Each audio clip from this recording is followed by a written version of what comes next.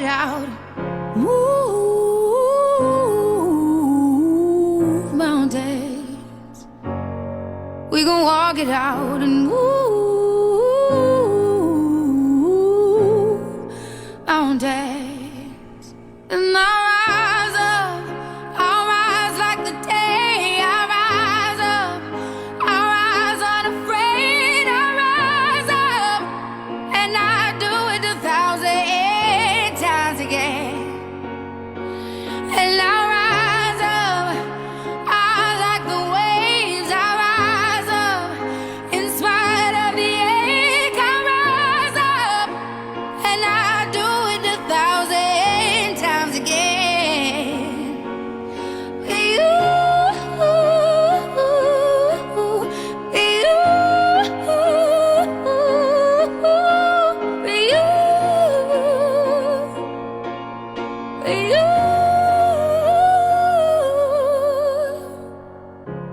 The silence isn't quiet, and it feels like it's getting hard to breathe. And I know you feel like dying, but I promise we'll take the world to its feet. Move mountains, bring it to its feet. Move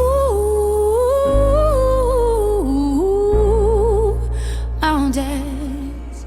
And I'll rise up, I'll rise like the day. I'll rise up, I'll rise unafraid. I'll rise up, and I do it 1,000 times again.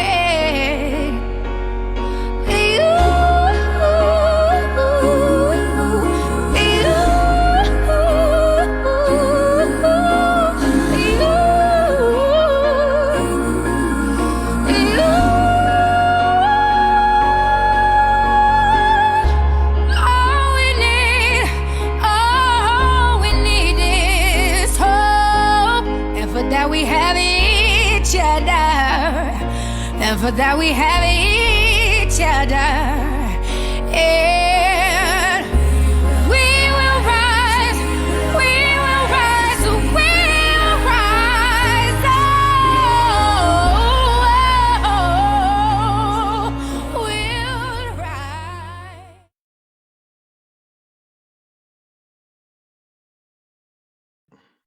Hello everybody, and welcome to tonight's LUF Lounge. We've got a really good lineup for you tonight, and the theme is criminal justice. So what I'm going to do is, rather than me introduce everybody, I'm going to let them introduce themselves, and then we're going to get on to tonight's agenda. So, Alison. Hi everyone, I'm Alison Foreman. I'm clinical lead for the Reconnect service. Sharon.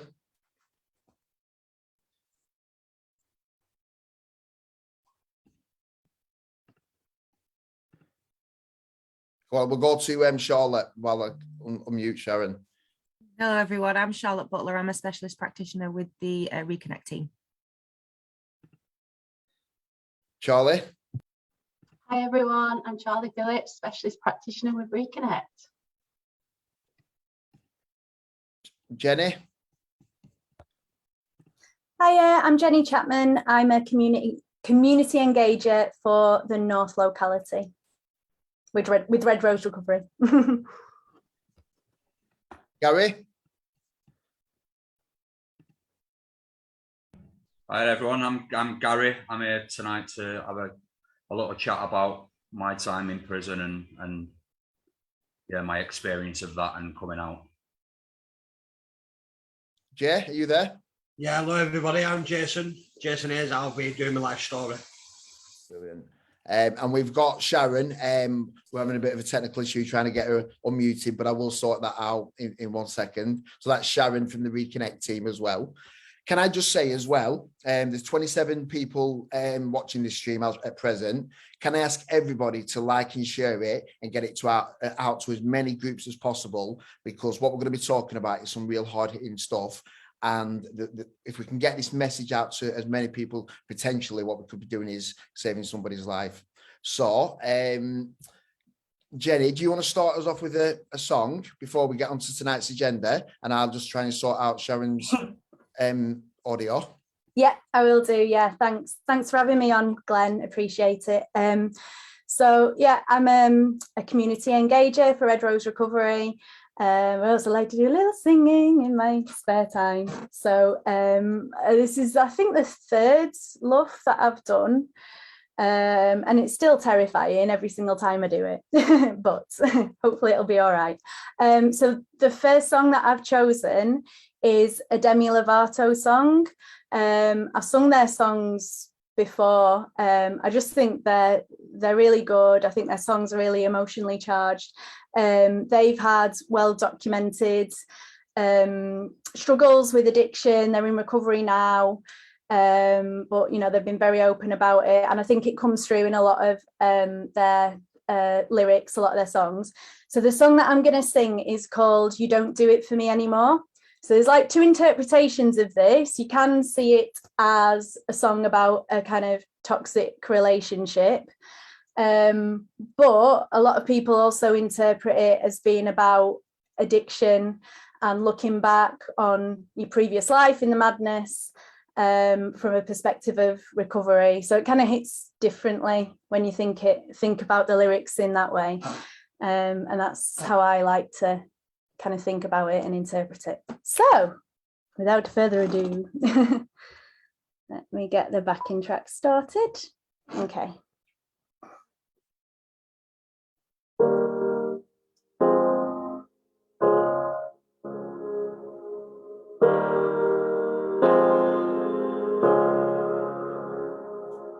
I see the future without you. The hell was I doing in the past? Now that I found all about you, love just like ours couldn't last. I won't fall for your games, so don't hate me when I say that you don't do it for me anymore. No, you don't do it for me anymore.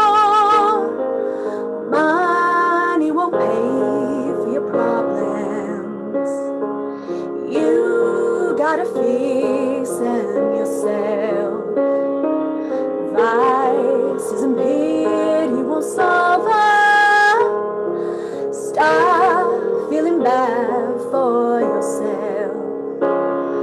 I won't fall for your games, so don't hate me when I say that you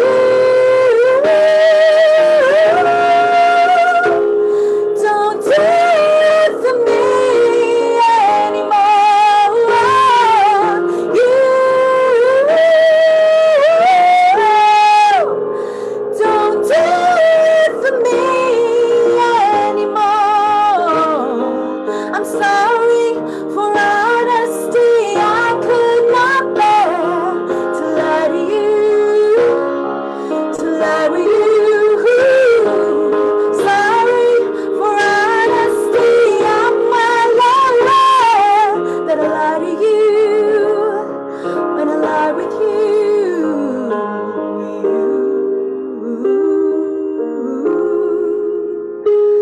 Don't do it for me anymore.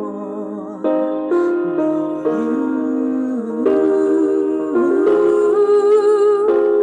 don't do it for me. Don't do it for me. You don't do it for me anymore.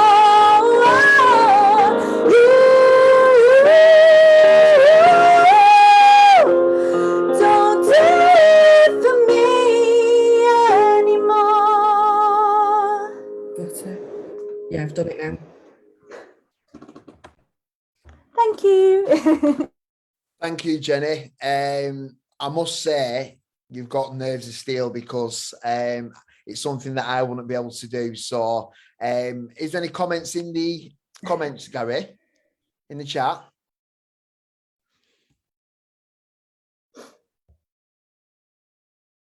You with us, Gary? Sorry about that. Yeah, we've got absolutely loads of comments, loads of loves, loads of likes. We've got Jonathan Chapman saying that you've got a great voice. Lindsay Jackson, love this woman. Go, Jenny. Hey, Lizzie. David Love you Thompson, back. such a beautiful voice, Jenny. We've got some guys liking and sharing. You know, we've got Jonathan Chapman, very passionate. Jenny Henry, a beautiful voice. We've got loads. We've got absolutely loads. J9, hello, welcome. We've got that was amazing. Yeah, we've got loads of love coming through for that. So well done, Jenny. That was awesome. Thank you. Thanks, Jenny. One down, one to go. Yeah, and if everyone sticks around, we can hear Jenny sing another song later on in the show. So, no further ado, I'm gonna come on to Gary, who's going to talk to you. Well, do you know what? I'll let him introduce himself and talk about what he's going to bring to tonight's theme. Cheers, Glenn. Thank you. Yeah, so, you know, as Glenn said, my name's Gary, and you know, I'm a member of Red Rose Recovery and LUF, and today I'm pretty much here to talk about. I thought I was going to be doing my life. I thought I was going to be doing my life story, but it turns out, you know, I'm going to be speaking about my time in jail. Unfortunately, that's where my addiction led me. You know, I'm going to talk about my experience of that, and you know, some things that I went through in there, some things that maybe I survived, you know, and things, and some of the struggles that I had when I got out, and because there were struggles, you know. So yeah, so I think the best place for me to start is basically by saying, you know, regardless of what happened to me in my younger years and you know, throughout my using, and I've said that story many times on this format and other formats. I went through some stuff, you know, as a child, and you know, I put people through some stuff as an adolescent and an adult, and that led me to quite early in my life getting a life sentence in prison. So I was 19 when I first went to jail. I was in a YOs, you know, thinking that the world owed me a favour, that you know, that no one loved me, that no one cared, that I didn't love myself. I didn't really care about whether I lived or died at that point. And if I'm going to be brutally honest, and you know, I've only ever said this a couple of times, is my partner was pregnant at the time. We had nowhere to live. I was grafting, and if I'm honest, part of what I did, my crime, what I did, was to run away from that responsibility. You know, I knew I couldn't be a dad. I couldn't even be an adult. I couldn't even look after myself. Never mind looking after a partner who was pregnant and then a baby. And so a part of me was running away from all of that. I didn't think it was going to go to the extent that it went to, but it did. And so I at first I got an 8-year sentence for a wounding with intent. I was 19 at the time. I was, you know, like I said, I thought I knew everything. I wanted to fight, and I just wanted, you know, that's all I knew how to do, because I didn't know that I was scared. I just thought I was angry. I didn't know that I was upset. I just knew that I was angry. I didn't know that, you know, deep down I just wanted to be loved. I just knew I was angry. And the only way I knew how to express that was to fight and hurt people. And, you know, so that's what I did. And I was quite comfortable in that, you know, in that misery, in that pain, in that self-pity, in that destructive mode. So I got 8 years for that. The CPS appealed on something called unduly lenient sentencing law. and quite rightly so, because the offence I committed. So my offence was against a friend of mine, you know, who was in a coma for a long time. He came out of that coma after a year, and he's been left in a vegetated state for the rest of his life. So quite rightly, you know, they appealed that because of the effects, and that got overturned, and I got a life sentence. At that point, I believed that my life was completely over. You know, you tell a 19, 20-year-old you've got life, regardless of the tariff and the minimum sentence, all I heard was you're spending your life in jail. So I thought my life was over, it was done.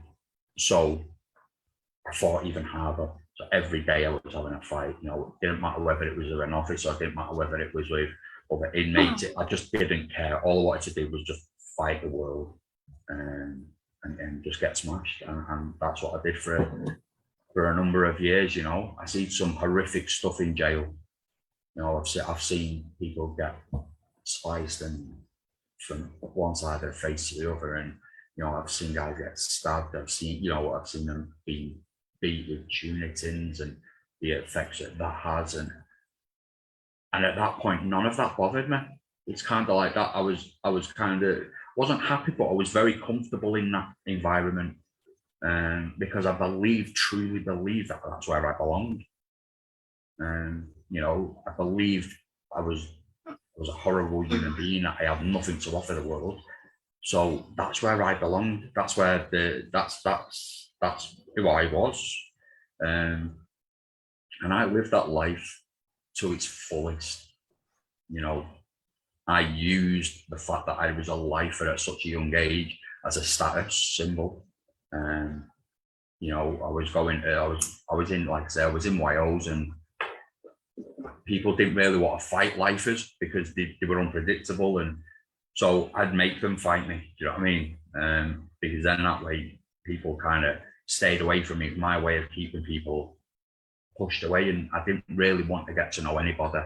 I just, you know, I wanted to be on my own, and I wanted to hurt people because I've been hurting my entire life. So yeah, you know, I like I say, I got life. I ended up eventually getting GOAD.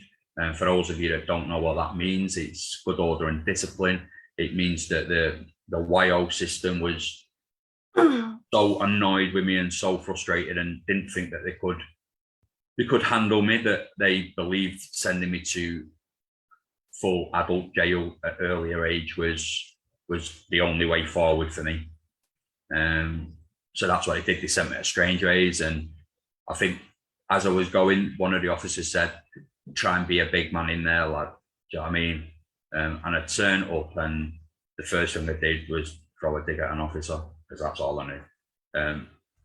Everyone thought that was because that was what I did. If I'm going to be honest, I did it because I was fucking scared.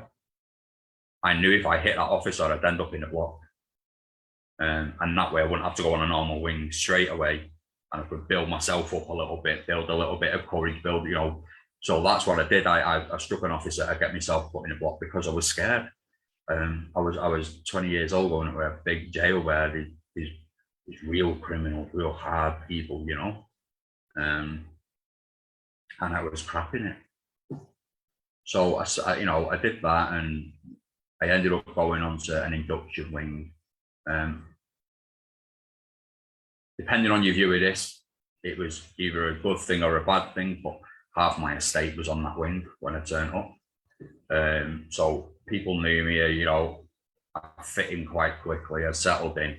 And then I got moved to a lifer unit to do my first stage lifer stuff. And that's basically it. You know, you go in, you get assessed for what programs you may need to do, rehabilitation stuff, anything that needs to be looked at. You get assigned like a probation worker, a key worker, and you all work together to find out the best path for you. You know, they quite early, they realized that I was suffering from some form of mental health. But they didn't really put too much emphasis on that. You know, they just said, yeah, he's a borderline personality, blah, blah. And from that, I didn't really hear much more off anybody from that. And they sent me to do some counselling, and from there I ended up going to a TC unit, therapeutic community, to look at like why I did what I did, and you know, my feelings and my thoughts. I was there for years. Most of that I blagged. You know, I was doing drug courses off my face. You know what I mean? I was taking absolutely anything and anything I could. I was tipping up to these things that, you know, I think they were called, what were they called back then? Like PASRO and CALM, and there was all these different acronyms for these courses. And I was tipping up, and I was blagging it. I was telling them what they needed to hear, because all I wanted to do is get past that, tick that box and move on. And quite a few of them places actually asked me to be mentors and things like that. So I was on a drug course absolutely off my barney, and they asked me to be a mentor for it, because they thought I was someone that people could look to and go, yeah, he's doing really well. I was absolutely smashed. It's just that I knew how to blag people, you know. So a lot of years went by. You know, I was in jail for a long time. You know, I'm nearly 40 now. I went to jail at 19. I've been out a year and a half. I know that shows how long I've done in jail. And you know, I see I saw a lot of negative, real negative stuff in prison.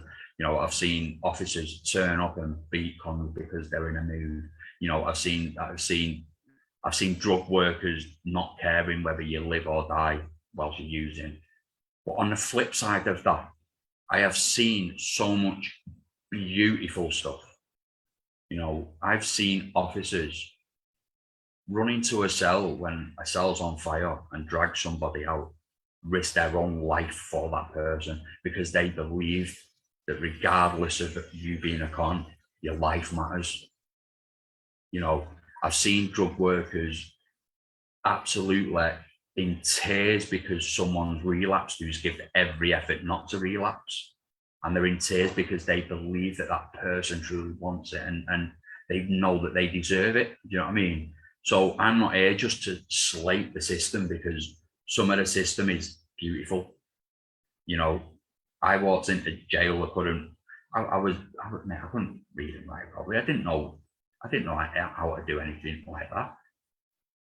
I've got a teaching qualification, petals at level 3, you know, and I couldn't have done that without the amazing people that backed me in jail, you know, and helped me get my entry level 3, my level 1, my level 2, you know, they backed me to help when I was ready to change.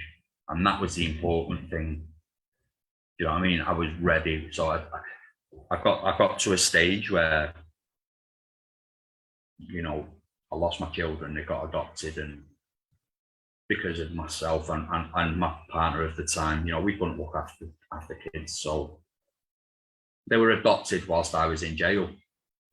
And that there was a massive motivator for me, you know. So I decided at that point that I was going to do something. Didn't know what I was going to do, but I was going to do something. So I asked a staff member what the hell do I do, and he pointed me in the direction to another lifer. And this lifer said, "Look, I've been here for 20-something years, pal, and blah." And you know, he went through the education system, what I could do, you know, how I could engage in some kind of services.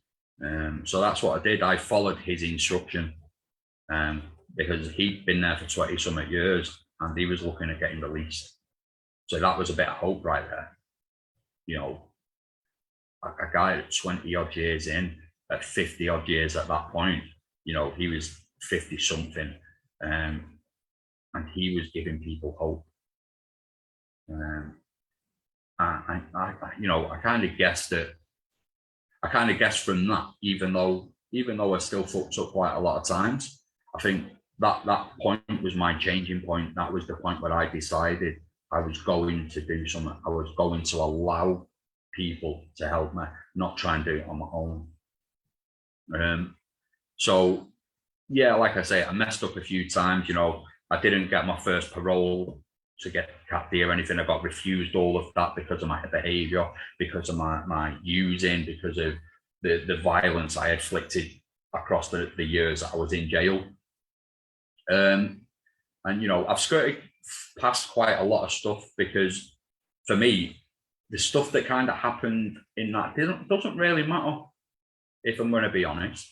What matters is I've seen some stuff, I've done some stuff, but in the end, when I was going through all them times, there were people willing to put themselves out and help me. Do you know what I mean?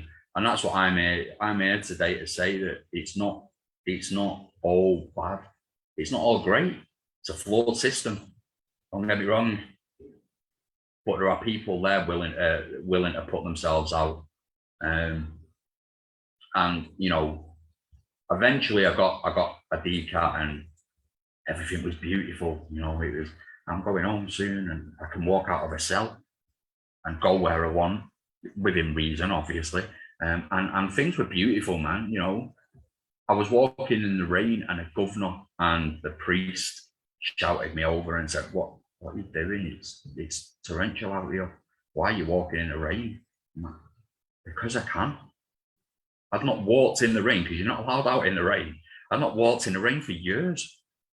You know, I was allowed to. It was mental. I was the only guy walking around. It looked weird. I had a t-shirt on, a pair of shorts, you know, and I was just mooching around in freezing Baltic weather, absolutely blasting it down. And I had the biggest smile on my face.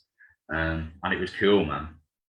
You know, and from there, you know, I got released, and that's where the issues really started. If I'm going to be honest, I got released and there was not one bit of support. No. I didn't get told anything about any kind of mutual aid. I didn't get signposted to anything to do with housing. You know, my probation didn't really, if I'm going to be honest, didn't really give a toss. You know, it was like he was leaving soon, and why would it matter if I got recalled or not? So I truly struggled at that, you know, through that time. I felt like I was on my own. You know, I got a warning my first night in that hostel, or the first real morning that I'd stayed there, because I'd missed the morning meeting, and the staff come up and banged on my door and said, why have you not turned up to the meeting? And I'm like, well, no fucker opened the door. You know what I mean? Because it's like there's doors at the end of every landing, and I was in the middle, so I was allowed out my own door, and I knew that. And I was going to the toilet, whatever. But these doors at the end, I believe, were locked because that's what I'd known. So something as simple as being allowed to just walk out of the door whenever I wanted felt was very strange. So I got a warning for that, but that was cool. They were doing that to try and teach me a lesson, and I respect that. But that's all it seemed to be at that point. Let's not focus on what he's done good. Let's focus on the negative. And it was very much like that a few years ago. So with them being pointed out, constant negative, it was inevitable that that's all I thought. And it wasn't long before I relapsed. It wasn't long before I started committing crime again. And it certainly wasn't very long before I ended up getting recalled. And I got recalled quite quickly. You know, when I went to jail, everyone was going, how come you got recalled? Oh, probation and shit. Oh, I didn't get any support. Oh, blah, blah. And not once did I turn around and say I'd relapsed. I'd gone out and committed crime. I had hurt somebody else. I didn't mention any of that, because that's not why I got recalled. I got recalled because everybody else was wrong. You know, and quite quickly, a real nice gentleman that was working there for the drug service, he turned around and said, "You're full of shit, mate." I'm like, what? What the fuck are you talking to? Sorry for the swearing, but he's like, look, you're full of it, mate. He said, you got recalled because you relapsed, you committed crime, you did this, and you did that. They didn't do that. You could have asked for help, but you didn't. You know, you could have tried to figure something out to get some level of support, because you're not stupid and you know the support out there, so why didn't you try and access that? I'm like, well, no one helped me do that. Well, you don't need help. Or you go on Google, it's there, mate. You go and ask a staff member, they'll tell you. So yeah, he quite quickly put me in my place. That guy's now my sponsor. He doesn't work in the jail anymore, but he's now my sponsor. And for them that don't know what a sponsor is, it's just a guy that you see something in that takes you through certain types of work and looking at yourself and that, and it's a beautiful thing. So I speak to him regularly now, and he puts me straight regularly as well.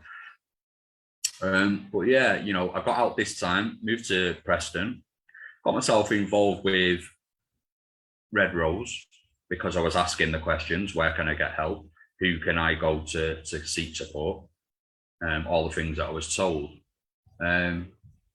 And it wasn't easy, if I'm going to be honest. My first interactions with people from Red Rose was at football. And it took me a few weeks because I was a little bit nervous and I was a little bit worried that it was going to be, it was going to be something it wasn't. And, one of the staff members took it, mate, he phoned me on a regular basis when I didn't turn up, or, he came round to my house just to check on me. So he was literally at this point, the first person out of jail that had kind of reached out and said, look, mate, you're fucking worth something here, lad. Let's get you down, let's get you involved. And so that's what I did. Since then, I've not looked back.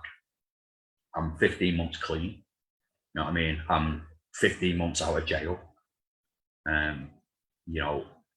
I do a lot of volunteer stuff and get myself involved, and yeah, and I want to give back. So like I said, I've gone through all that stuff with jail and that, and that's brilliant. And in its own right, I've got a lot of experience, but I want to pass that on to other guys, man. I want to help with that struggle, because getting out and going to find out that you've got to get a bank and, do with doctors and dentists. I mean, it was 7 months before I got a dentist.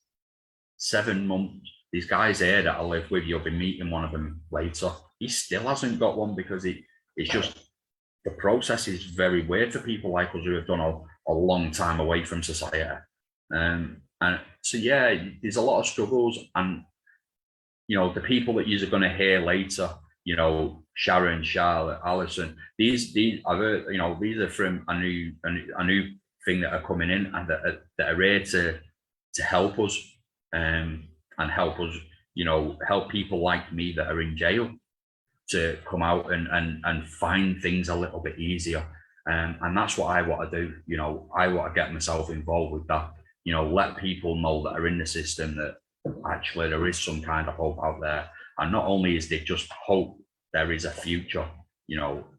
I never thought I'd be 15 months out of jail.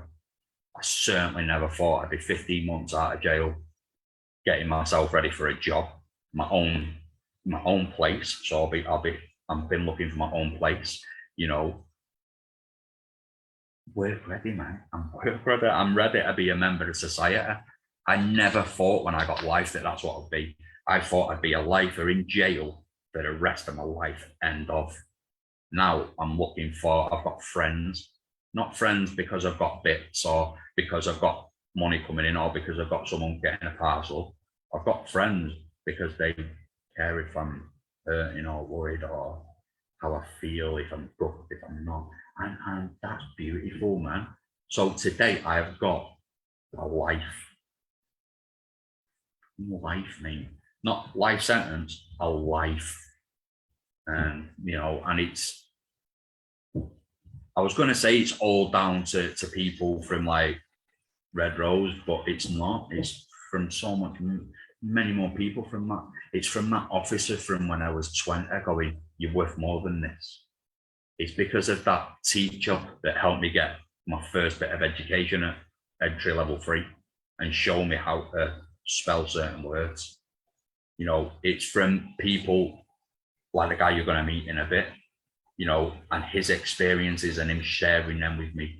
It's because of all of them people, negative and positive, that I've learned from. And yeah, I don't know where else I'm going to, what else to say apart from, and I said that at the LUF Lounge, get yourself involved. If you're thinking no one cares, I care. I can't speak for everybody else. I care. I care if you make it. I care that you don't use. I care that you feel crap. So reach out, just reach out. Because people do care, and if you do that, you stand a chance of having some form of life. And it's certainly got to be better than what you're going through now. So I'd just like to say thanks to Glenn for letting me be involved in this. It's my first time with this team. So yeah, I'll just leave it there. Thank you, Gary. And what I want to say is, when you were saying that about, oh, it's because of this guy and because of these people at Red Rose. Well, actually, it's not. It's because you've put the legwork in and that you've done it. So people are there to wrap around you and support you, but you're the one that's doing it. So you take every credit for that.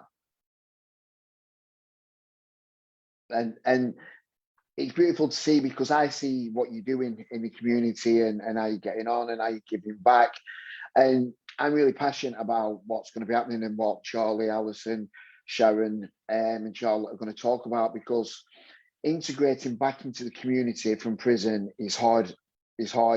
And I don't know what the data and the statistics say, but what I do know is that many people that offend and come out of custody end up either back in the system at some point, or it's that revolving door system. And that, for me, I experienced very, very similar things. So when you was talking, it brought a lot of memories back for me, because I was that person. I was getting out, no support, engaging with services once released. But relationships are built on trust, aren't they? And about building that rapport, and so when I was getting out and then going to a service and I didn't know anybody, it was like, no, it's all right. I'll go back to what I was doing and back to the people that I know and feel accepted for. This team that I'm going to introduce in a minute are going to integrate people back into society. And for me, it was the gap that was missing in service, because we had people working in courts, in custody, and there's loads of different services that are in prison, but you don't get to meet them people prior to release. Well, this team that they're going to talk about now, you will do, and you can build that rapport. So on that note, thanks, Gary. I think you're inspirational. Jade, is there any comments before we come to the Reconnect team? You're on mute, you're on mute.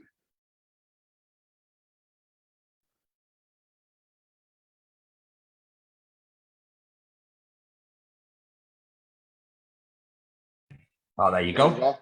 Yeah, there was loads of comments. Gary, you've been given a rose and loads of lovettes, and you're a privilege to know. Love you, mate. A couple of people have made a couple of comments on here, and you've been honest, and you know who you are. You ain't going to mention no names. One of you has identified as being in jail, and you know what it's like, and you do. Somebody's actually struggling around alcoholism at the moment and being back out there, and he's looking for that support once again. We need to acknowledge that sort of stuff. It is still real, and this is why we're on these sort of platforms, is to recognise people. So you know who you are, who's struggling at the moment. The services are out there to help you. You just need to get involved. Sorry, I'm not mentioning any names on that. I kind of just think it's their responsibility to do that. So Gary, yeah, you've been given loads of love, man. There's just literally loads of stuff. This is the first time I've ever done it. So yeah, thank you, everybody. Cheers, yeah. I'm just looking at the comments now. We've got Jenna, one of the peer support workers, watching. We've got Annette Chapstick, who's one of the nurses at Inspire. We've got Nadine Drome. Hi, Nadine. I've not seen you for a while. Why don't you get back engaged? It's good to see you on here. Jonathan Chapman, you're inspirational, Gary. There's loads. I can't read them all because I can't get to them all. Ella Roberts is watching from the Trust. So on that note, I'm going to let the floor be Reconnect team, and they can tell you about the bit of work that they're going to be starting up very, very soon. So Alison, do you want to come in? Yeah, thanks, Glenn, and thanks, Gary, as well. And what story to follow. But yeah, myself and the rest of the Reconnect team are going to sort of hopefully tell you a little bit about Reconnect, where it's come from, and kind of where we're up to in Lancashire and Cumbria in sort of getting the service set up. So, I mean, Gary's unknowingly covered quite a lot, really, in terms of sort of describing why Reconnect is in existence. And we know that many people in the criminal justice system experience greater problems than the rest of the population, but don't get the timely access to healthcare. And it's a priority for services in improving that continuity of care for people. Gary's described it again really well, that leaving prison a secure environment where you've got a regime, you've got that stability, you've got that structure put in around you, and leaving back into the community is quite scary. It can be a crisis point for a lot of people. And those expectations can be quite high in terms of, quite often the support in prison is quite good, so access to healthcare and kind of other needs are quite well met, and coming back out into the community, all of a sudden you're sort of left to your own devices, and kind of navigating around healthcare systems is difficult for a lot of people. It might have been some time since you've been in prison to coming out of prison, and things can change quite a bit. It's really, really difficult. So Reconnect, the service was first announced in the NHS long-term plan in 2019, and it starts to work with people before they leave prison. So we will engage people while they're in prison and hopefully build up that relationship, understand their needs, which will hopefully help engagement once someone's left prison as well. And will help make that transition from prison to the community and access to those community healthcare services and support that that person needs once they've left prison as well. It's an NHS England and an NHS improvement service, and developed in consultation with a lot of other services, but most importantly with people with lived experience as well. That's something that NHS England really value and really encourage people with lived experience to be part of the workforce in delivering Reconnect services. The first service went live in early 2020 and gradually more areas are coming online with the services, and there's an aspiration and ambition that by 2024 every area there'll be 100% geographical coverage of Reconnect services across the country. So that's kind of just a very brief summary of the background of where Reconnect's come from. I think Sharon's going to tell you a little bit more about what we're doing in Lancashire and Cumbria, just to give you that local understanding. Hi, I'm Sharon. I'm one of the practitioners within the Reconnect team.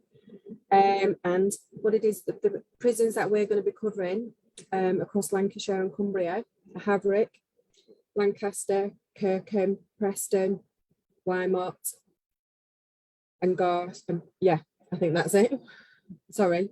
And what, like Alison says, we're going to be going in 12 weeks before, getting to know that person, working out what their needs are, and then hopefully building that kind of trust, like Gary said, is important, building that up with them, working with them up to 6 months afterwards and supporting within the community. So kind of bridging that gap that there's been and helping there. So that's what our hope and aim is.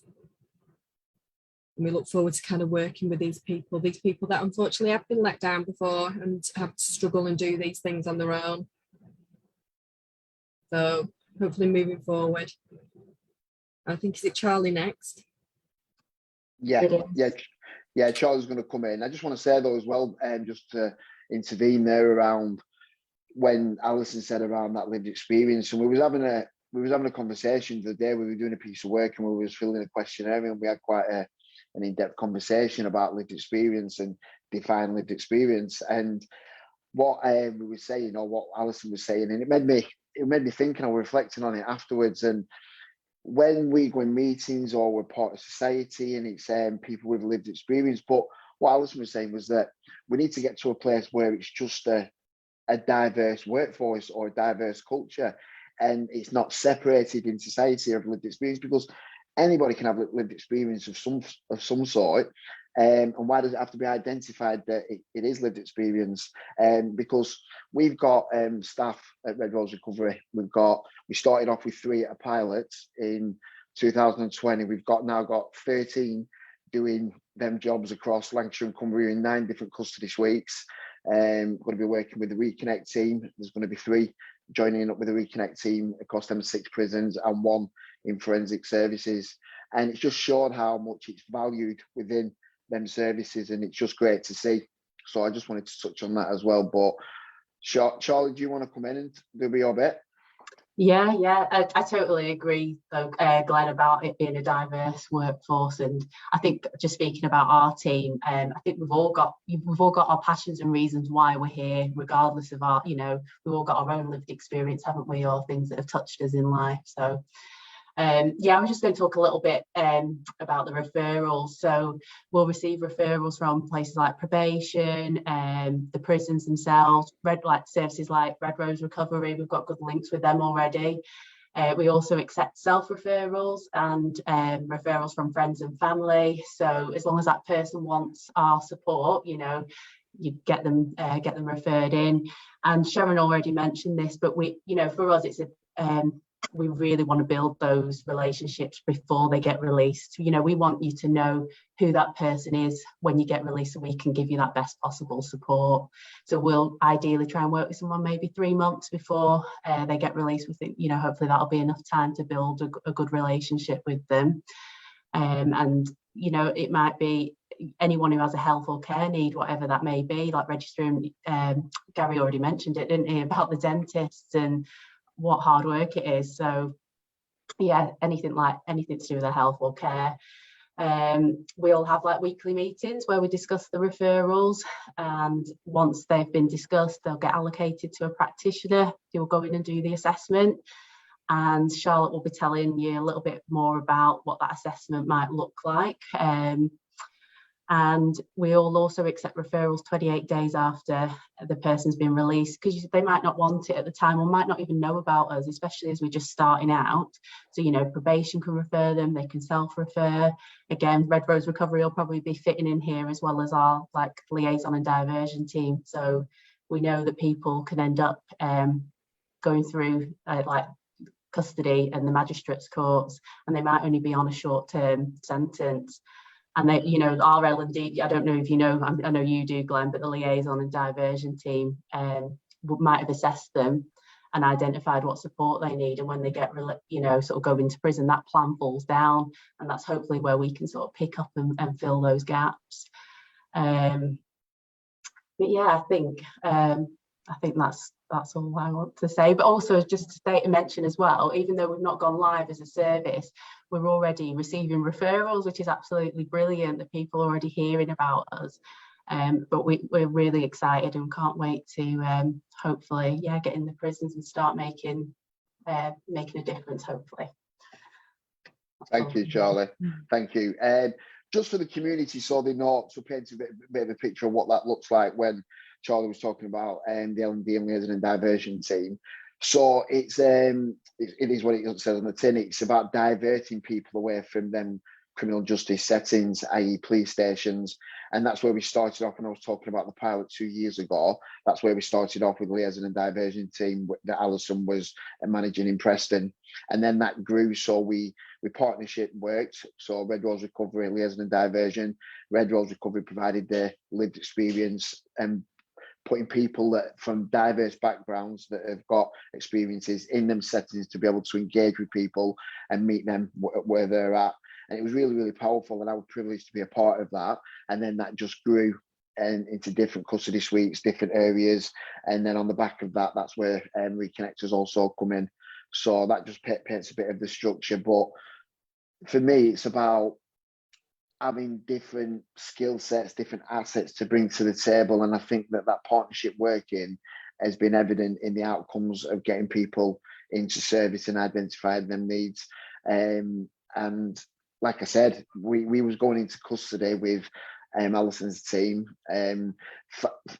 13 we've employed up to now, and 5 of them have moved on into progressive roles, and every single one of them have identified as got lived experience, either mental health, substance misuse, criminal justice, you name it. These people have come from, and them people, a lot of them, and I won't say the name, but have experienced most of them things that I've just said, and not just one, because as we all know, if you're taking drugs, sometimes that's just a symptom of other stuff that's going on behind the scenes. So, and it's beautiful to say them people have moved on into band 3 roles, which is support worker roles, assistant practitioners. We've got one that's managing a supported housing, and we've also got one that's working in forensic services. So what I'm trying to say, in a long-winded way of saying it, is that you can get back into these settings, and if you want to work in these environments, that it's possible, because we're all doing it. So on that note, I will bring Charlotte in, because I know that Charlotte wants to say a bit. Yeah, I do. Everyone's already said so much about what we do and the amazing work that we're wanting to achieve. And just following on from you with that, Glenn, as well, we're so lucky to have the support workers, the peer support workers, and especially the lived experience within our team as well.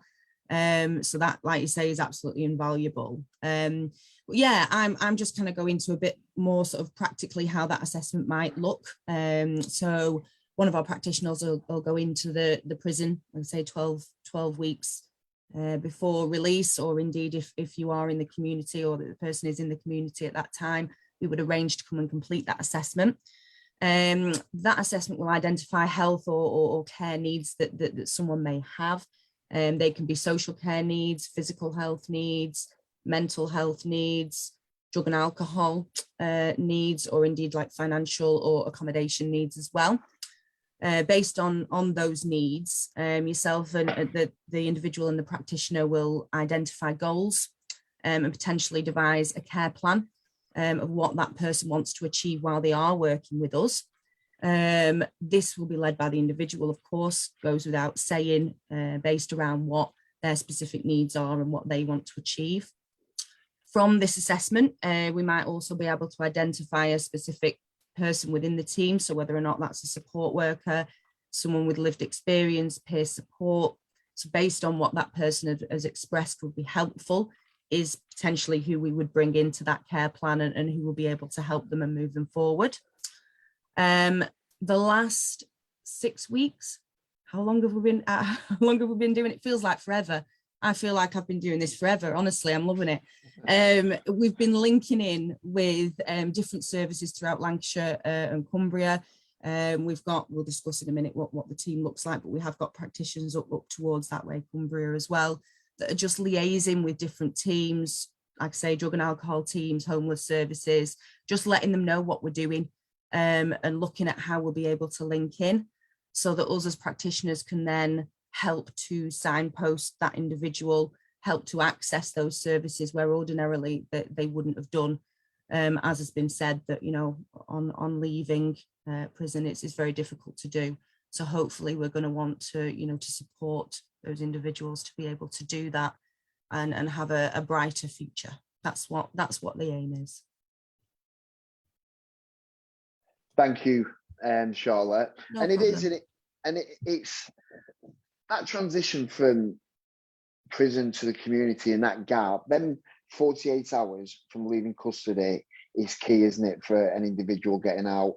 And that can be the difference in that individual going back to the same housing estates, to the same people, to doing the same things.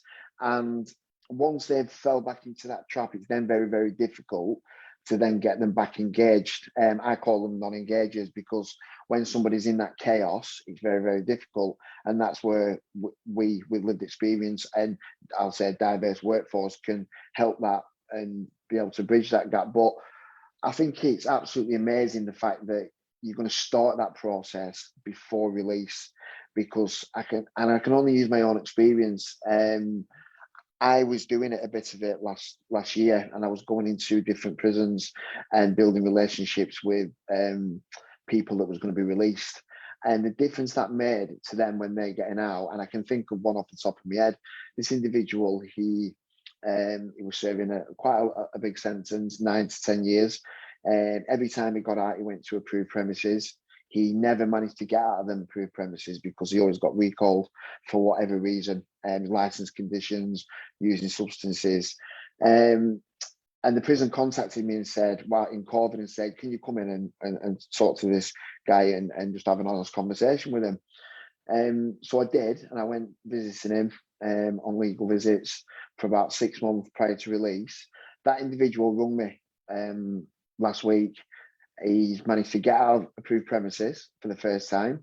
He's now moved into his own place, and he's actually engaging with services. And it was just absolutely amazing for him to ring me just out of the blue and say, thanks for all your support. And I didn't do anything. I just started that process prior to release. And that is where I think that this service, Reconnect, is going to do wonders for people getting out, because they'll have already know them people, the practitioners will have identified any vulnerabilities or any issues that they may face, and then they will then decide whether then they go to the community team and they'll continue with that work. And am I right in saying 6 months you can work with an individual after release, isn't it? It's true, yeah. Which is a long time, because a lot of services, it's quite a short period of time that we get to work with people. And I'm not saying it doesn't work, because it can work, but the longer we've got with somebody, the more intense support we can wrap around them and bring that to them. So on that note, I'll be quiet, because I know I can waffle on about stuff and I'm really passionate about it. Jay, is there any comments from the community?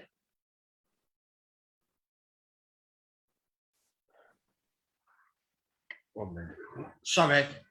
Yeah, so yeah, we've got quite a lot of comments. Ella Roberts, another amazing service that I feel privileged to be working with. You know, I've put on there that I'm looking forward to working with them. You know, there's loads. There's Jade Mello, hello, how are you? Yeah, there's loads there saying that the service is definitely needed, amazing.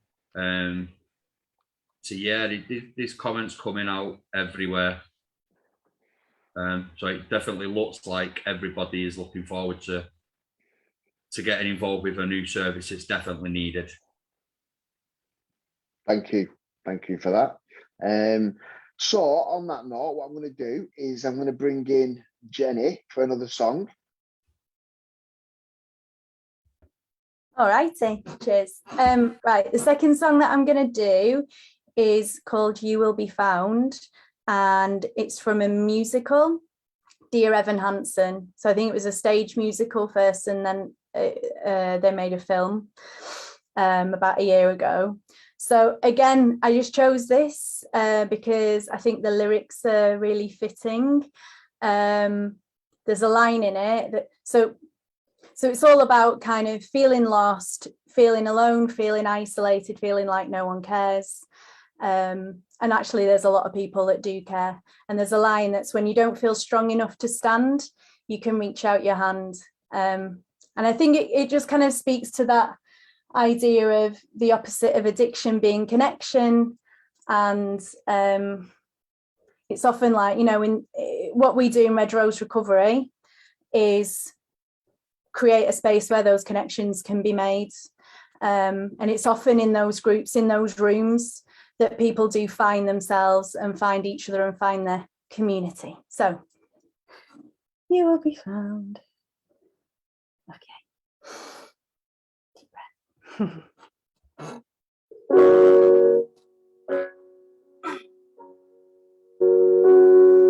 Have you ever felt like nobody was there? Have you ever felt forgotten in the middle of nowhere? Have you ever felt like you could disappear, like you would fall and no one would hear? Well, let that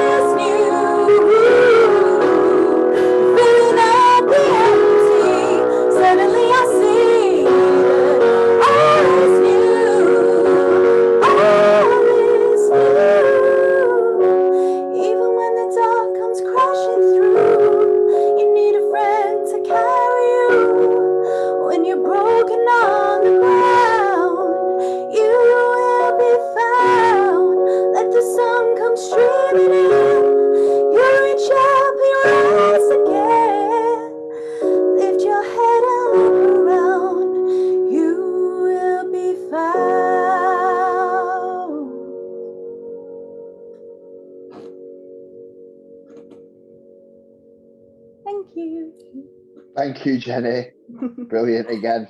Thank you. You've got some comments which Lorna's put, what a voice, what a song. This should be a recovery song. Absolutely. That's how I think of it. Have Love you you, got anything Lorna. you want to add, Jay?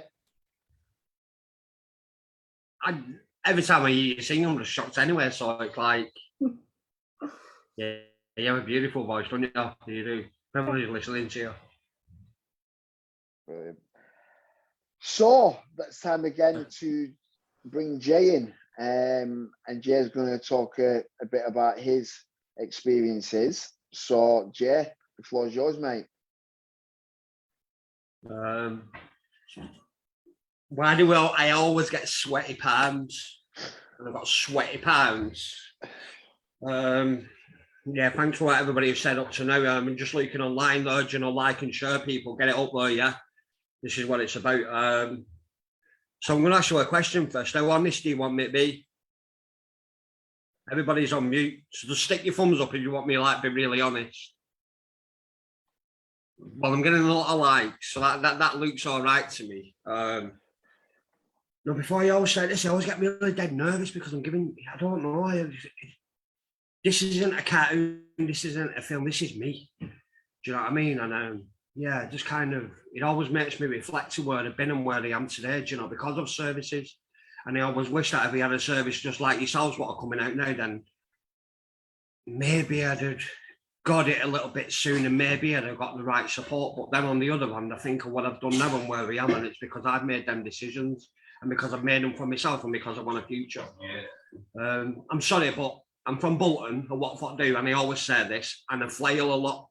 I'm one of these what moves my hands like I'm robotic, so I do apologise. I'm not here to offend anybody. I'm here to tell you how it is, what it's like for me and my life. So my life, how's it been up to now? Chaotic, man, chaotic. There's no more I can say about it. You know, I've just come out of an 11-year prison sentence not long ago. I've only been out 6 months. Yeah, and it's been a struggle, man. It's been a struggle. It's been a struggle getting to know me as an individual and where I've come from and being a part of Red Rose and being a part of Lancashire User Forum. People can see it there. Lancashire User Forum. Being a part of that allows me to be on here with you and to be honest with you. So I'm going to be honest, and where does my honesty start? And it starts at home, and what our upbringing was like. And, you know, people, if you go on Red Rose Recovery website and you've got Lancashire User Forum on there, and if you go down to the bottom of it, you've got loads and loads and loads of people who've done some amazing things in the community and give back for many, many years. And they're honest with their life, so go on there and look at it, you know.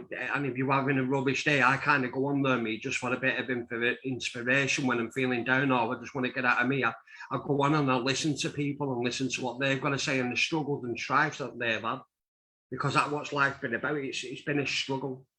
You know, my struggle started at a very young age with my family. Do you know, it was my mum and dad. Like, if you ask everybody, they're going to say loving, caring, tender and responsible and had jobs and all that.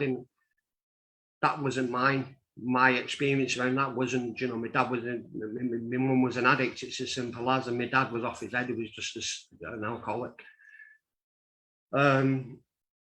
So what were they like? You know, my dad, I'm glad he ain't a part of my life because of the stuff that he done. You know, I'm looking at my camera now because you're not here. If I was somewhere else, then I'd be sharing with you.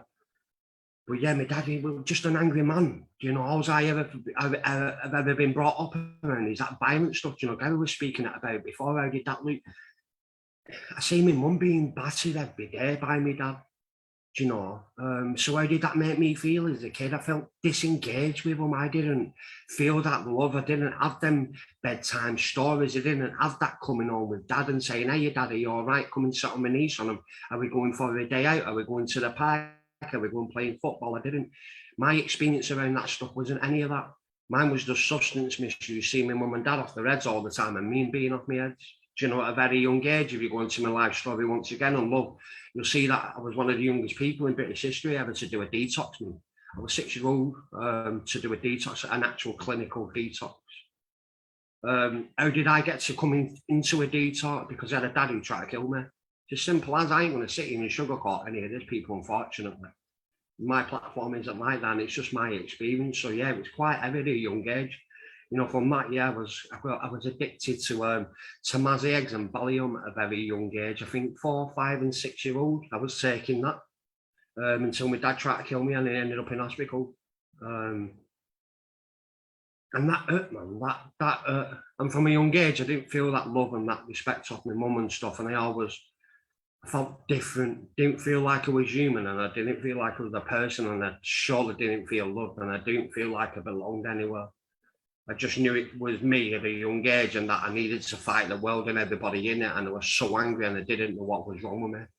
I just thought that every family was exactly the same, you know. I walked past an house and I said this a lot to people, and like seeing people having Christmas dinners and doing all that stuff. I didn't experience that. Do you know, my dad bought me a bike on Christmas Day. The day after, he'd be selling it for a bottle of whiskey. Do you know what I mean? So everything he ever had was always taken away from me, and I just perceived life as the same thing, that no matter what I get, it isn't mine, it's somebody else's. So I was always passed from pillar to post as a young lad. You know, services become a massive part of my life. You know, social services and the police, and you know, police have been a massive part of mine. And you know, going into kids' homes and going into naughty schools, and there's just so much emotionally. I can't really speak about it because there's so much, and I could be here forever and a day talking about my life story. I really could, because I've got 43 years of this sort of stuff inside of me internally. I've got 43 years of baggage and mess what I'm trying to unravel now in my recovery. Almost time to, what's that now? Sorry people, something's just come up on the screen.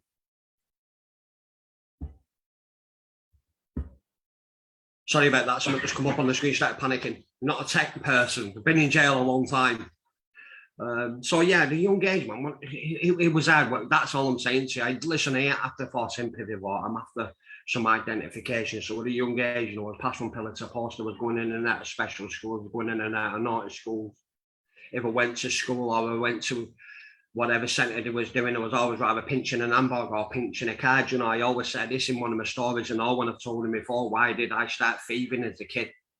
Most people do it just because they want to buzz and they want to do something with their mates, or they're trying to, I don't know, trying to fit in, that peer pressure stuff. I didn't do any of that. The first stuff I started to do was 7-year-old and 8-year-old when I started robbing houses. So criminality has been a massive part of my life. That in itself was an addiction. So at a young age, you know, I was robbing houses, and I say it a lot, I was called the Jambotti kid, because I robbed houses for the Jambotti. I robbed houses to be fed. Didn't rob houses because I wanted your handbag or your money and all that stuff. It didn't work that way for me. I wanted to go in and I wanted to pinch a loaf of bread and see what you've got in the fridge and see if you had any yogurts or you had any chocolate, because chocolate was like a massive thing for me. You know, if you had any sugar, you know, if you had sugar and you had bread, then I'd be making a sugar butter. Do you know what I mean? That was the sort of stuff that I was doing. So yeah, then kind of, there's not really much in it. I just remember moving around a lot. After all the stuff that I'd been through at a very young age, I was never ever settled. I can honestly say I don't think he ever had a bedroom until I was 19, 20, and that was when I went to jail. I can actually say when I went to jail is when the only time I probably in my life I had my own bedroom. Because when I did have a bedroom, it was rather a double bed and no curtains up on the wall and stuff, and it was really bad, you know. I ain't going to really go out around that sort of stuff because it's not about that. During time to come, what affected that on my life and how did I turn out to be as a young person? Become to be an addict, it's as simple as, you know, we ended up moving to an estate many years ago in Bolton, and you know, from that estate, that was one of them, I always call them a defining moment me, because there were them moments I've never forgot for some reason or another, and I don't understand why they've always stayed in my head.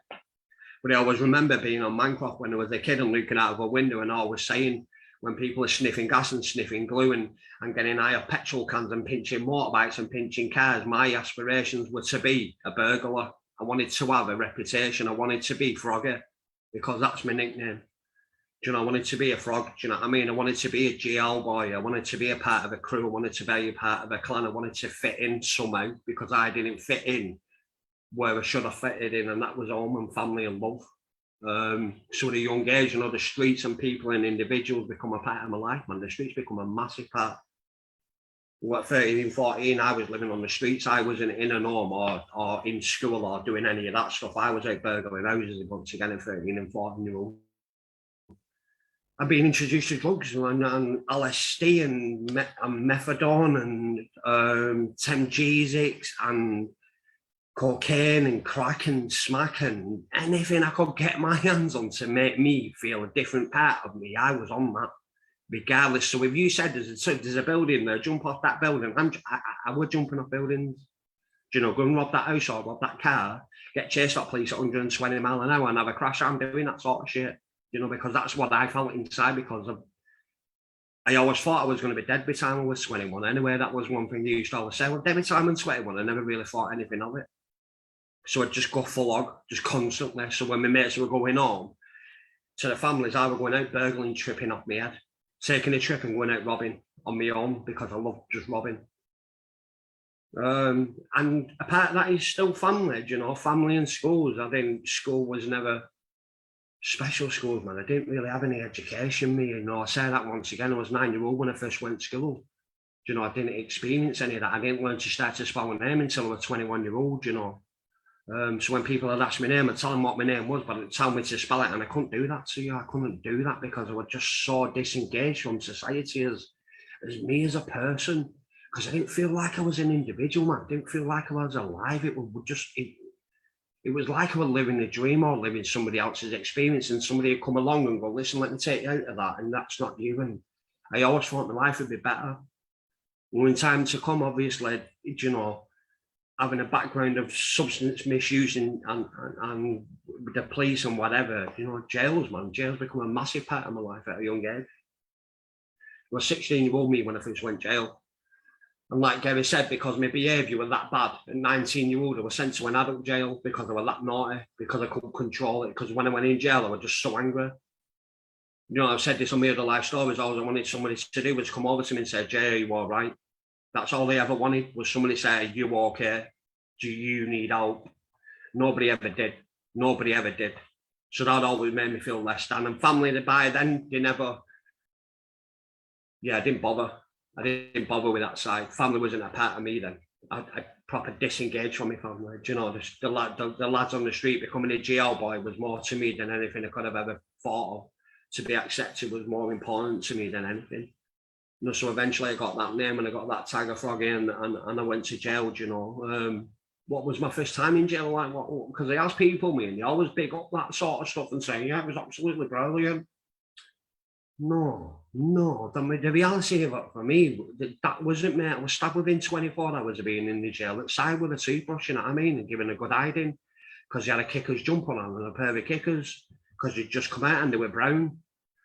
You know, so like as soon as I went into jail, I was straight into that violence again. I was straight living on the streets again, and all my boys were in jail and all, so it was kind of messing about. So when I come out of jail, I never had any of that, oh, I don't want to go back there. It was like, shit, I want to go back there. Can't wait to go back there. Felt brilliant, felt like I was a part of it. I had my own room, do you know what I mean? Because it was high risk, and that's what I did.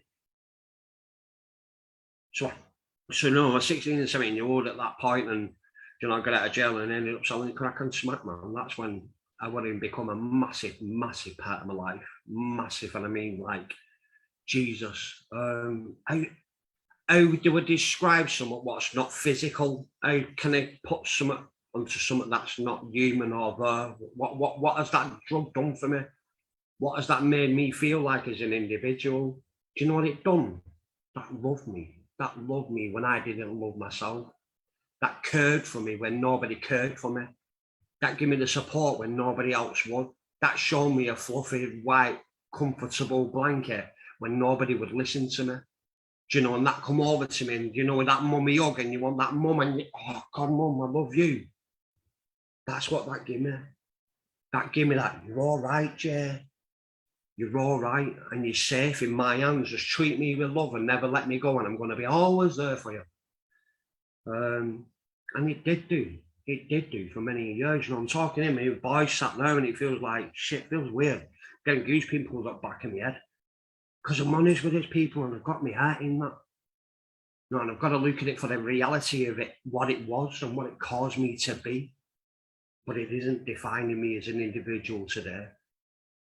You know, so eventually that drug and that love and that respect that it gave me, man, what did it take away from me at that time? Me. The most important person in my life, unfortunately, is me. because it's me what makes my own decisions on a day-to-day basis and what I'm doing in my future. That took all that away from me. That took anything that I ever wanted, or any aspirations, or anything that I ever wanted to do. That just made me not give a shit about anybody. And I'm sorry about the language, but it didn't. I didn't give a shit. I didn't give a damn if it was. And I'm pointing at you because it is. I wasn't bothered if I were robbing your houses, or you was in bed, or was pinching your handbag, or was going out there and pinching your car, or was robbing from the houses, or anything. I didn't give a damn. Didn't give a damn. And that's sad. That, when I look back now, that's quite sickening.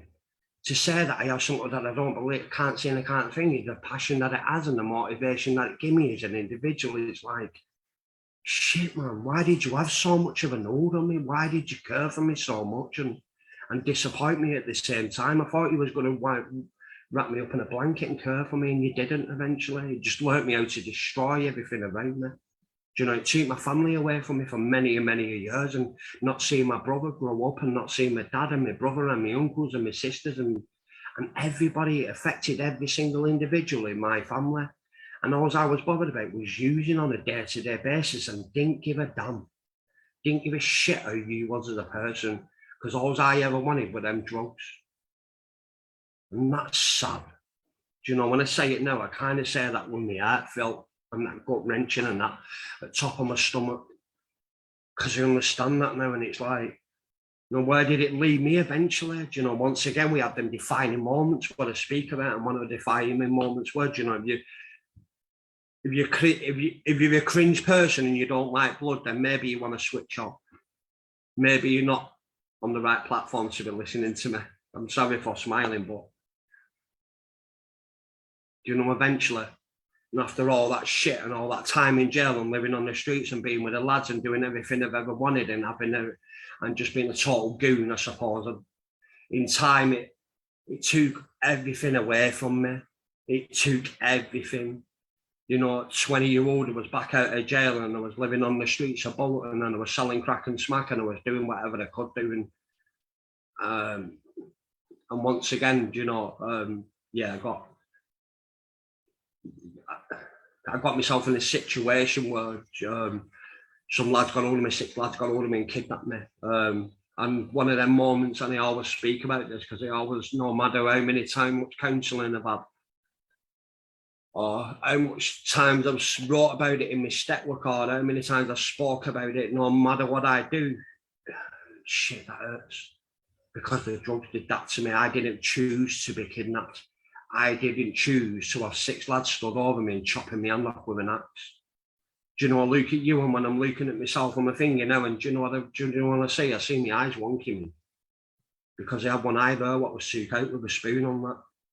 Do you know what I mean? I remember picking my hand up and putting it in the bin liner because all I ever wanted to do was save my hand. Do you know, I remember not being able to walk and having fags put out on my body, and my eye took out and my head stabbed with a screwdriver and slashed over me and burn marks on my body, and, you know, I was tortured for hours, man. Yes, so like 6 hours, I think, they had me for, do you know what I mean? And eventually that, I remember walking to hospital, and yeah, it was one of the coldest Novembers in living memory, and it saved my life because my blood turned to ice. Literally, when I was walking to the hospital, I had my hand above my head in a plastic bag wrapped around my neck, because when I actually pulled the tourniquet on my arm there, my hand fell off. So I had to pick my own hand up off the floor. And that hurts, man. Do you know, regardless of how many times they're saying, and he ain't saying it because I want to sympathy with what people are, which not. It still hurts. It still hurts. You know, the consequences of that, I have PTSD because of that. Do you know, I still wake up in the middle of the night screaming. Still wake up sometimes thinking that people are coming through my door and they're going to be for me. I still walk down the streets and people thinking of watching me and they're behind me because they're trying to do me head. They're going to do me in, do you know what I mean?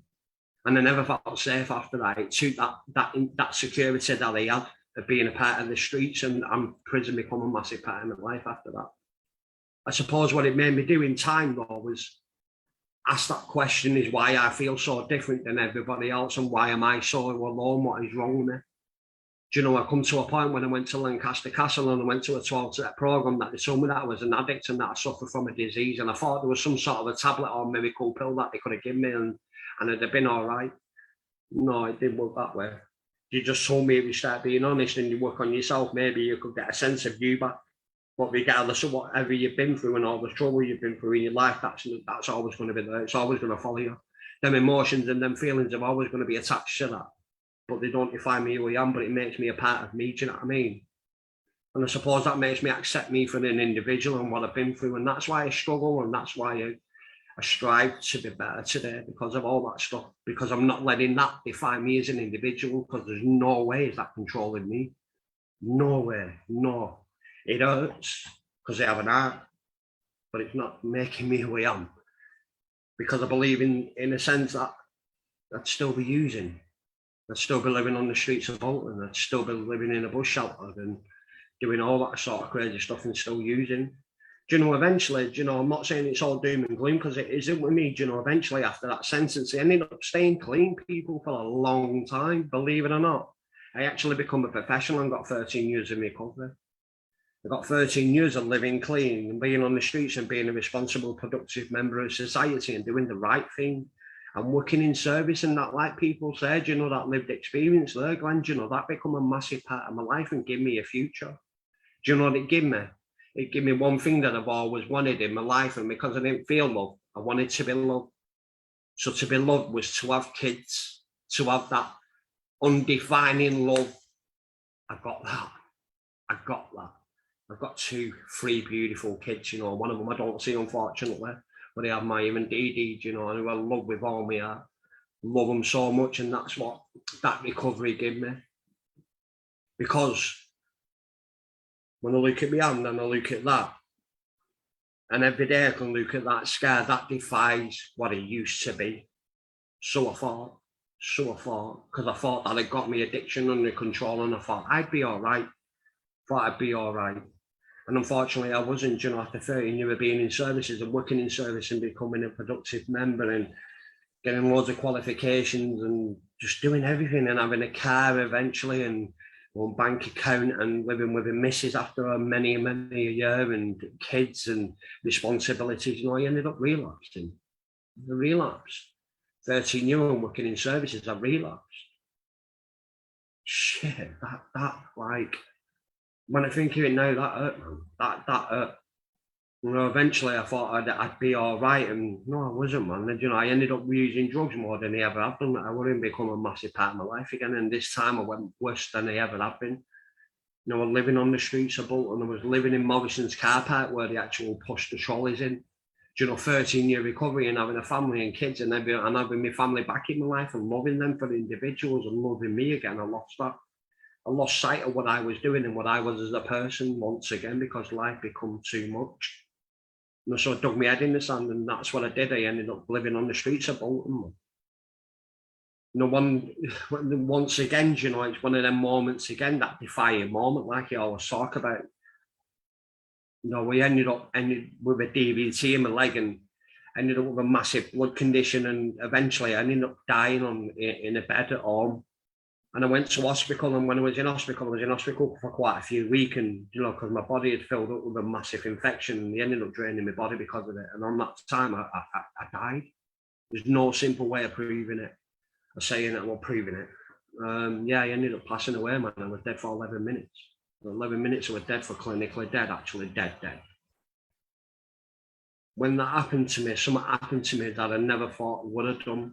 And I got one of them massive boosting moments, and, you know, I ended up seeing my own funeral, and I saw myself in the corner looking down, and I see my kids and my family and everybody at the funeral and everybody crying, and, you know, the people that I loved left behind, and getting a bit emotional with that now. And it's like, I didn't really understand family for what it was. I didn't really understand them because I didn't understand the love. But when that happened to me, I did. Yeah, I felt that more than I ever have done.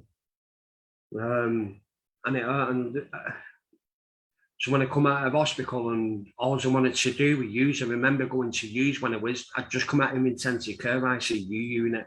I think I was out there about an hour, and I ended up having a leukaemia in my neck. And I ripped the leukaemia out my neck and ended up going scoring smack, because I had that much of a drive and everything, and I was so enthralled in it. I just wanted to use it. I just wanted to get away from me again, and I went back to think and died again. And that was it for a few months. And I just ended up really being really ill. I ended up with a brain bleed and all that stuff. Instead of forgetting my name, instead of forgetting about me and everything that I've been through. And it was just horrible. It was horrible going through that. But it made me think, because I've been through so much in my life and I've experienced so much misery and pain, it's like, why have I gone through that? Do you know, that moment in time, I'm going to say, I'm going to go with a big word, mate, a big dog word, the big free word, man, God. Do you know, that defining moment, you know, I had a God who come to me and he kind of said, Jamie, maybe you're made for something different. Maybe you were different. Maybe you were better than that. Maybe you can better yourself. So I started believing in me at that moment in time. I believed in me. From that moment onwards, I believed in Jason. I believed in me. I believed that I could get clean, and I believed that I can make a difference within my life. So not just my life, my family and everybody around me, and not just that, in the community. And regardless of whatever happened after that, being in hospital, I always held that in my heart. I always was close to that, because I knew that one day I'd get that recovery back, people. I'd get that what I always wanted. I'd get a sense of me back. So eventually that's what I ended up doing. You know, I ended up going back to jail and getting a massive sentence. And listen, I ain't going to knock them places, people. You know, I've done 16, 17, 18, 19, 20, 21, 22, 23, 24, 25, 26, 20. Do you know what I mean? All up to 30 in jail. Because you know why? You know, if they ask you, you're going to say where you're from, and you go home. Yeah, that's where I belong. That's my home. So how can you knock somebody's home when you don't understand where they've come from and where they've lived? That was what I felt. I was home. I was home. So I looked at home for what it was. Instead of resenting it and being angry against the system, what can the system do for me? What can I get out of that to make me a better person? What can I do? Do you know, one of the biggest things I always say, one of the biggest words of my life is, help, help, please help me. Please, you know, and that's what I did, man. And I asked for that help. I got that support, you know, and I look at your service, what's coming along now, and I wish I'd have had that.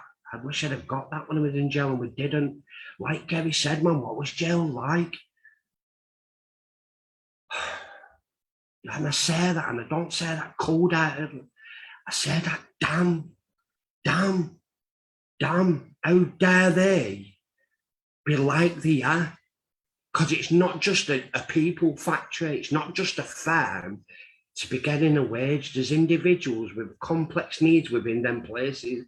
And how they make you feel and how they treat you as an individual. God, you are less than, you're a dog. So if any of you have got a pug dog, your pug dog is privileged because you are less than that. Just remember that. So when you've got staff on the wing, that's how they treat you, as less than their family pets at home. And believe me when I say it, because most of you have probably not been through that been over that threshold, that's how they treat you. And that's sad. That's, once again, that's sad, man. And I've become to see that for what it was. I was open to it, do you know what I mean? And I just wanted to sort me out. So instead of resenting it, I seen it for what it was, but I didn't engage in that. I chose a different way. I chose to ask for the help and get the support and have a fantastic CGI worker. I'm not going to say it, but she was fantastic, honestly. One of the only people who could actually understand. And do you know why I understood her? From a professional side. Because she had lived experience, Glenn. She'd been through it, but she come out the other end and was a professional working in jails. Do you know what I mean? And I had that instant contact because remember, we was on lockdown then. I've just done 2.5 years behind the door, 24 hours a day, maybe 3-4 days a week, where I was not getting out from no phone calls, weren't getting out from any canteens because you was in Risley, and they were horrible. It was horrible because all they did when you come to your flat was call you a dog and you an oxygen fee. Do you know, and them words have always stuck in my head. But I always knew, I thought, I'm better than that. Better than that, because you're not going to see me walking back on these landings when I get out of this jail. Do you know, so in there, I didn't choose to sell spice again. You know, stop pissing about. Stop pissing about and ask for that out. I grew a backbone. I grew a set of morals because a lot of us lose that. We'd lose that, and I lost it massively. So I did. I began to, I'd like to say, rebuild me. Rebuild me. Yeah, I did. you know, and become after that, and, you know, come out of jail and where am I now, man? I'm in recovery homes, people. You know, and you always smile when I say that. It's like, shit, I'm living clean. You know, that stuff that when I was saying that I wanted to be in jail and when I wanted to be as a kid and all that. And I'm beginning to get that again when I've had recovery in the past. I'm beginning to get a sense of me again back. You know, but a sense of getting that of me again is having a God in my life, unfortunately, people, because some of them are a lot of atheists, and it's like, I need to do that stuff because my addict is so massive in my life and he's such a massive part of me as an individual. I've got to split that. Do you know what I mean? So I've got one side of me what's just an idiot, and I've got somebody who's quite responsible and reliable today and just wants to make a difference within my life and my family's and society and everybody as an whole. You know, before we come out of that, before I come out, I had another moment when I was in jail. Unfortunately, I lost my nephew before I went in jail. And, you know, before I come out of that jail sentence, my nephew was murdered in Bolton. So people type up Reece Tansey and find out why he was murdered. Yeah, and that was sad, man. That made me think of where I am as a person again. And I weren't there for my family when they was burying our Reece, and I weren't there for my brother when he was burying his son, and I weren't there for my mum. And yeah, that was like, shit, why did it get to me? And that's hard, man. That's hard. Last week, you know, a couple of weeks ago, it's kind of, yeah, I was in Manchester Crown Court and watched the last minute of his life being played out on stage. Yeah, and that hurts every day. And like, I'm trying to look at it and I'm trying to do this at the same time, and I still have emotional attached to that. Yeah, because it hurt, man. It hurt, it proper that. And seeing my brother's trying to end his life a couple of times, and my daughter struggled with her Reece's death and her and my little brother and my mum and, you know, his nana, and, you know, yeah,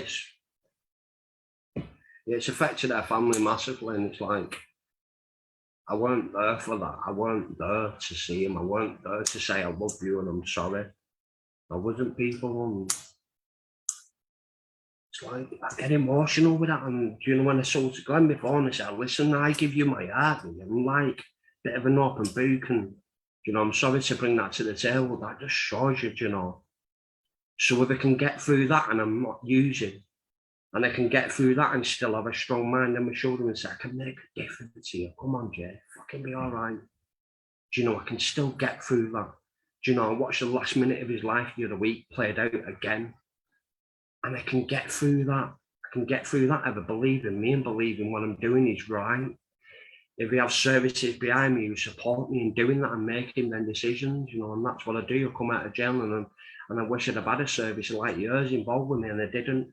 I come out and it was my own bedded, and I had to go and get my own bank account, and I had to go and not even find a dentist like Gav says, and, you know, I've had to go and get my own doctors, and, you know, everything that I've done today isn't because I've got any help. Nobody's given me the help. Do you know the difference is I've gone out and asked for help.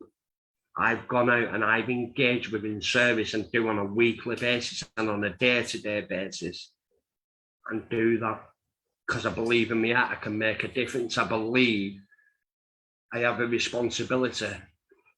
Yeah, I have a responsibility to Reece. Yeah, massively, man. I've got to make a difference, people. I've got to get out there and, yeah, got to do something. It can't be in vain. It can't. That's why this is so important. Why Glenn gets us doing this sort of stuff, because it's about people's perception and how they view us as an individual, because people just put us in a box and say, you were a smackhead. I'm sorry to say it, but that's what people do. Or you will never change. A leopard is never going to change its spots and all that old stuff. Do you know, we're in the 21st century and things are changing and services are changing, and there's massive amounts of support out there. You know, service like yourself who's actually going to help you and guide you coming out of jail with responsibility and getting your job and engaging in probation services and all that stuff. I've had to do and I still do on a weekly basis because I want to do. So if you get a want to do like me who just wants to sort his life out but doesn't have anybody to guide him because he has no family and he doesn't have any love of anybody else and all he feels is less than, you're going to be a massive part of that individual's life. Do you know, so where does that mean me? That believes me that I have a responsibility as a recovering addict to pass my message on as a recovering person. To pass a message on, and yeah, that we are capable of doing that. Yeah, we can show love and passion towards other people, regardless of what we've been through. Do you know, and that's what I do. And it's like, I know I've got emotional with this sort of stuff. And like I said, you know, before we started, get emotional with this shit. I get emotional, and regardless of how many times I have done this, I get that. And I get that with our Reese. But I ain't letting it define me. There is no way. Do you know why? Because I'm cutting my own path of life and I'm doing what I want to do. No. When I'm now, I have my family back in my life, and I have mates, and I have recovery, and I go and feed the homeless, and I do step work, and I work on myself as an individual, and everything. That one part of me that tells me that I'm an addict and I'm a worthless piece of shit and I'll never be anything and I'll never be anybody. Yeah, he's over there at the moment. I have a good side of me who just wants to just better myself and be okay and be me. You know, and I said in every show, all I ever wanted in this was to be Jason. And hey everybody, I'm Jason and I'm a recovering addict. And I'm proud of that. I'm proud of that.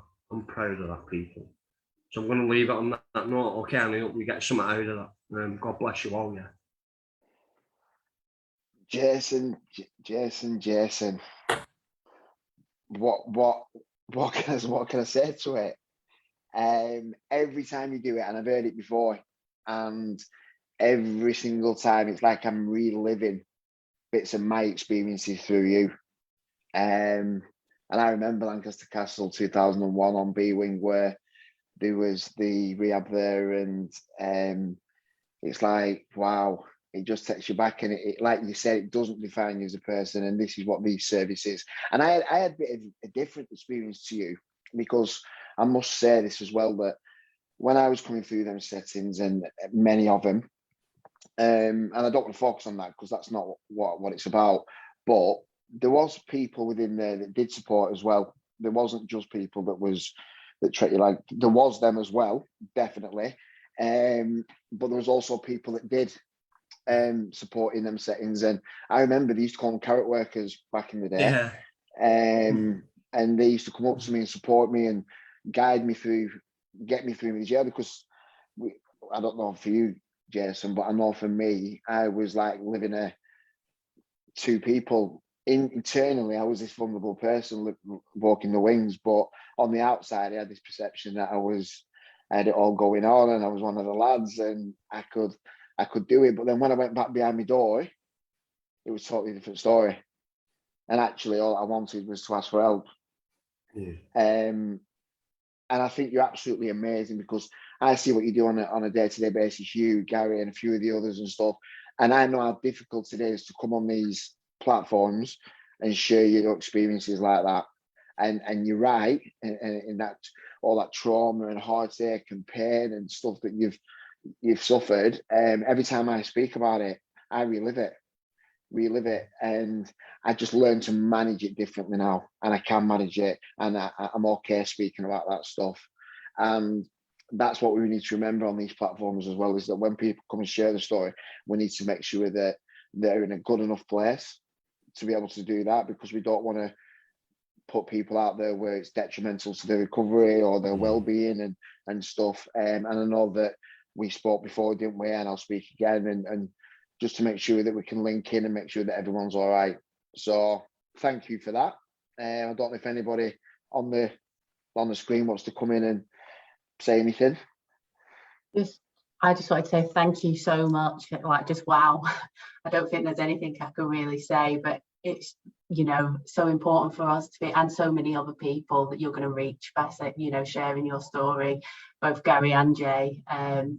So important for us as a service as well to hear it. And because, you know, for us going forward, you know, we want to hear from people like yourselves, Jay. So yeah, just thank you. And I know you have to give a lot to do that. I just wanted to, I'll second that as well. Just wanted to say thank you so much. I know it's not an easy thing to come on a forum like this and talk about your experiences and what you've been through. But today, I mean, every time you do it, I'm sure it absolutely has the same effect. But today it's certainly had an effect on me, a positive effect on me. I'm really moved, I'm really humbled. And it's made me realize that this, you know, going forward with this team, we can make a difference, and hopefully we want to. And it's hearing you guys talk the way you've talked today that gives us, we had the passion anyway, but it just feeds it, and it makes us want to go forward and help in any way we possibly can. So thank you very, very, very much. It's much appreciated. Thank you. Stuff, you do a good job. Crack on, people. Do you know what I mean? Really do. Wish you all the best in that adventure. I really do. Thanks, Jane. Thanks for talking to us the other day when we came to the cafe. That was really helpful. No, you're welcome, man. You're welcome. Do you know, you've got to understand, and maybe you've not had a life, unfortunately, where I've come from. Do you know what I mean? But I still have that emotion, and that's what it's about. It's about when you're going in and you're working with individuals. Don't just look at them. You know, and look at the screen. Don't just look at them. See them for what they are. Exactly. See them for the support that you can give them. You know what I mean? Because you've got some responsibility there. That in a job, if you see it as a blessing, it's a big responsibility, because people are looking at you for that guidance and that support what they've never had. You know, and so you've got that. And I'm like Glenn and Gary and people like myself who've had that lived experience and where it's come from, and that emotional trauma and that mental health stuff and all that. That is so important, because that gives you the connection to that individual instantly. So that trust is built then, and that's what this is about. You know, I honestly, I was speaking to you the other day, and I'm so impressed, because about a month ago I was speaking to somebody about a service like that coming along. Weird. Then all of a sudden you just popped out of the sky like, hey everybody, we're here. Like, damn, where have you come from? You know what I mean? And it's like, yeah, crack on, girls, come on. Do you know what I mean? And when you get a little bit down and stuff's happening and what's getting a little bit hard, go onto Red Rose website, go onto law, go down to the live stories and think, why did you start that job again? And get reacquainted and get more passionate, and because you've got to live that. Do you know, somebody told me the other day, and he was watching, this is a lifestyle, isn't a job. You're choosing to have a lifestyle. I choose my recovery as a part of my, it's a lifestyle to me. It's not a job anymore. It's not a choice. It's a lifestyle, doing what I'm doing. Yours is going to be exactly the same. Thank you. I think it's really important. You're right. And this is for the community watching, that people that come through them settings, whether they're prisons, police stations, men's secure units, whichever it is, a lot of people don't see people get well. Yeah. And all that they see, the people around them doing the same things on a day-to-day basis, and then it's quite simple. They end up back in that system. And it's sad, Glenn. When you're on the landings, like, I've not been out that long. Sorry, people, you got me like on a bit of a passionate note. Do you know what I mean? With that sort of stuff, it's like, it's sad when you see lads coming in and out of all the time, and nowhere to go and no family and nobody to speak to. And all they want is somebody to help them and support them in moving on with their lives. Sorry, Brian. No, it isn't. I'm just thinking about it. And if you're watching, because there will be people watching that sees this platform that are out in the community now that will go back in them settings. I can assure you. So if you are watching, there is a service going to be there. Speak to your offender manager, speak to whoever it is you need to speak to. If you do end up, I'm hoping that you don't, but the probability is quite high that people that are watching that are still in that chaos, in that madness, will end up back in them settings.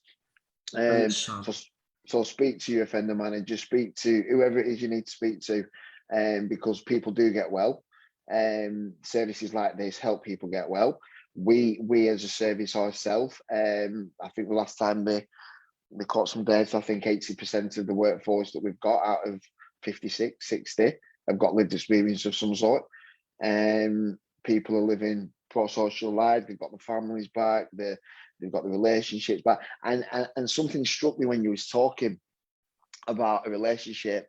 And I remember I wrote a letter to substances. I've done that. Yeah. Or is it jail? Saying goodbye to your best mate. It might sound that it's looking back now, it absolutely, people watching that don't understand it sounds unreal, doesn't it? I sat there and wrote a letter to a substance saying, I remember it. Yeah, done it. And got emotional about, because that was your relationship that you had. Your relationship with your partner, your kids, your everything else comes second. That was your I'll call it love, if you will, if you want to call it. And it was. And it's difficult to say goodbye. And the reason I'm saying that is because there's people that will be watching this that are still struggling. And we've had some comments in there about connection and wanting to meet friends and stuff like that. So what I would say is reach out, and it doesn't have to be Red Rose Recovery. It can be any service that's out there. It can be anyone, because connection, you can get that from NA, you can get it from Red Rose, you can get it from wherever. And if you get good people around you, you stand a better chance of making it. So on that note, we're going to leave it there. Yeah. Thank you, Gary. I appreciate that. And I was going to ask someone to do this one tonight because it was my birthday and I'm meant to be going out after. But I thought, you know what? This is more important about getting this message out to people. Because I remember on the last one we did, there was an individual on there. I don't want to say his name. He was really struggling. He was suicide attempts, mental health, substances, you name it. And by reaching out, he ended up connecting with somebody and he ended up getting support out of that. So that's how important. And even if it's only one person or if it's 20 people, it makes a difference. And I just want to thank everybody for coming on here. Gary, do you want to come in and if there are any comments before we leave it? Yeah, there was loads of comments that have come up. So firstly, Jade Mellors has quickly said happy birthday to Glenn. So happy birthday, Glenn. We didn't know that you were that old. That's all right. You know, trout. Yeah, there's loads happy birthday to me on live then. Loads of love coming through from what Jay was saying, heavy stuff, but you can see that there is light at the end of the tunnel. Jay, you are so strong after everything that you have been through. Jonathan said, I remember meeting Jay at the gardening stuff that we used to do. You make a great brew. You've touched my heart. Jenna, well, Jay, what a true inspiration. And I'm sure your story will give a lot of people hope. And it's a long comment, that one. It's like, you know, how beautiful and raw and honest that you were. And what a beautiful message that you've passed. I'd just like to say, because it's not very often that I see this come up. Hello, Mum. My mum's on here. So hello, how are you? Hope you're okay. Love you loads. So yeah, there's just loads of love, man, saying that it's a great story, and you know, there's people that can identify. Like you said before, Glenn, is someone that on here that's posted a bit that they're really struggling at the moment. You know, and I've told them, get on the website, get looking what's on. You know, go on to the what's on, come and join men's group where we have a chat about feelings in a setting for men, because we know how hard that is. So yeah, just get involved. Like Glenn said, it doesn't matter who you get involved with, so long as you get involved, because that's how you start to get feeling a little bit better, a little bit more human. You know what I mean? So yeah, thanks for everyone that's come and said what they've got to say. And we've got one last message. Please, can we have another song from Jenny? Well, go on, Jen. I'll let Jenny answer that. That's it. I think it should be happy birthday. Acapella, Yeah, Jen. actually, that makes sense, doesn't it? Acapella. Yeah. Can I turn my camera off, because I will really blush. So Yes. Do this, people. Let's do this. All right, then. We can all join in. Who's counting down? Happy birthday to you. Happy birthday to you. Happy birthday, dear Glenn. Happy birthday to you. Ooh, jazz hands. Glenn. Happy birthday, mate. Talking about getting vulnerable, I'm very, very vulnerable right here.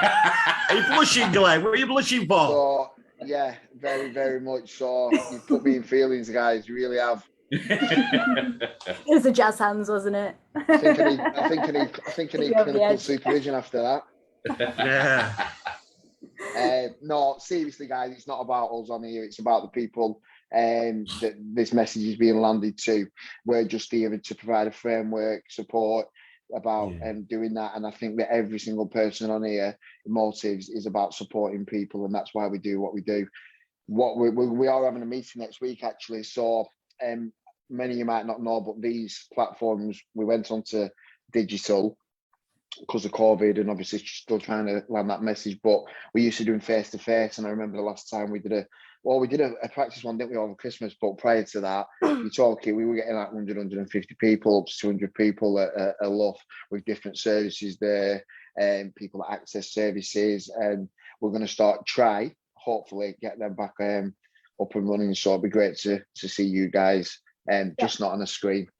We've got a face-to-face coming up in the north. I think it's the 16th of March.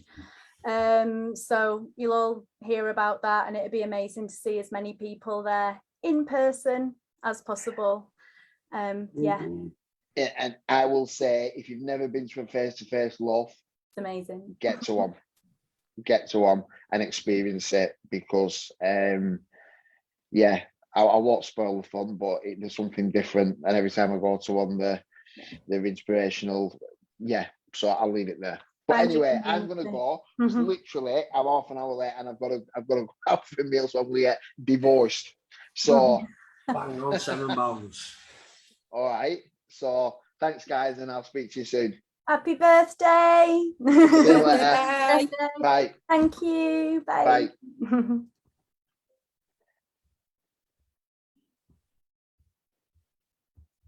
Bye. Right, I'm gonna go, guys. See you later. Thanks, Jenny. Have a good one. You're welcome. Bye. See you soon. Bye. Whoop.